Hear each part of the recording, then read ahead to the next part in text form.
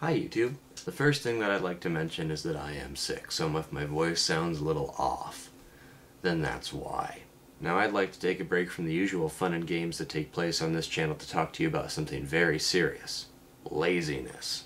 You may or may not know this, but our generation has free access to more information than any other generation before us, by far. Anything you could possibly want to know is just one search away, that's all. There was once a time where if you wanted to know something, you had to go to a library and look at a book. Ugh. But now you just go on Wikipedia and everything's cool. Unfortunately, I can't say that all of my peers take full advantage of this incredible opportunity. And I know that because of FormSpring. Just a bit ago I got this question in my FormSpring, which seems innocent enough. They just want to know what Minecraft is. That's fine. I'm happy to tell them. But think about it. The person who asked this question decided, hey, I'd really like to know more about Minecraft. They had two paths to choose from. Path number one, they could ask me.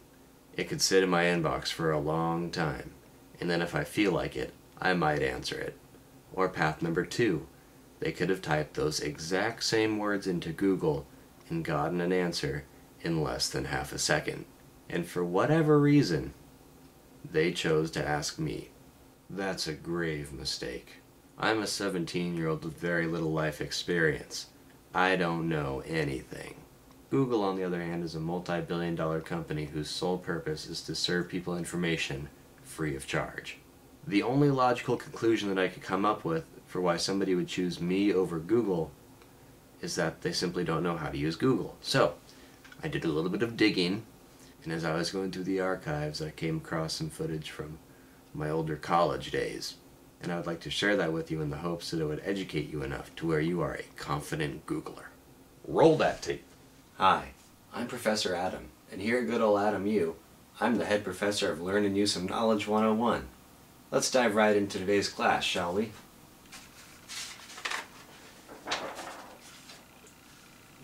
Today we'll be discussing Google, which lots of people know about, but very few, apparently, know how to use. The first question you might ask yourself is, what is a Google? How do I do it? I'll answer all that and more. Let's tackle that first bit first. Now at its heart, Google is a giant friendly robot that knows everything and loves you, unlike your parents.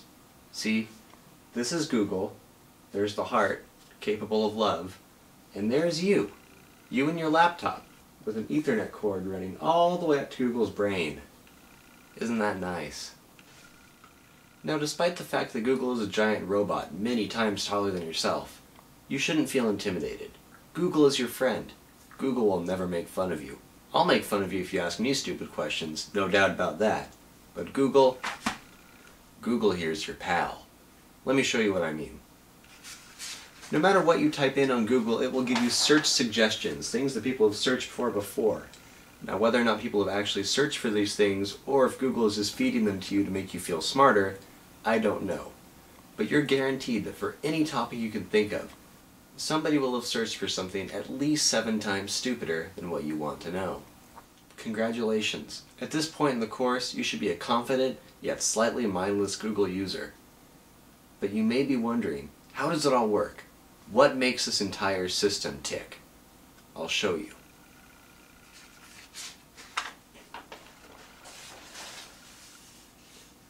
We start with a question. Your question. Any question you want. You type a question in and hit enter. The question is then sent directly to China, to an unskilled, underpaid laborer.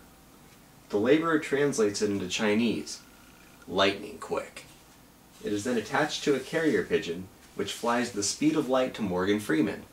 Morgan Freeman shouts the answer to your question into an Ethernet cable, which is then sent directly to your computer. By following these very simple steps, you have done a Google of your own. Don't you feel proud? You feel smart, happy, handsome. Like me. Now, if Google has taught us anything, it's this. Knowledge is meant to be freely accessible and shared. If you know somebody who asks you asinine questions all the time that they could easily find the answer to by Googling, please share this video with them. But don't watch it with them, otherwise they'll get angry because they'll know that you think they're an idiot. Yikes. Until next time, I'm Professor Adam. Happy Googling.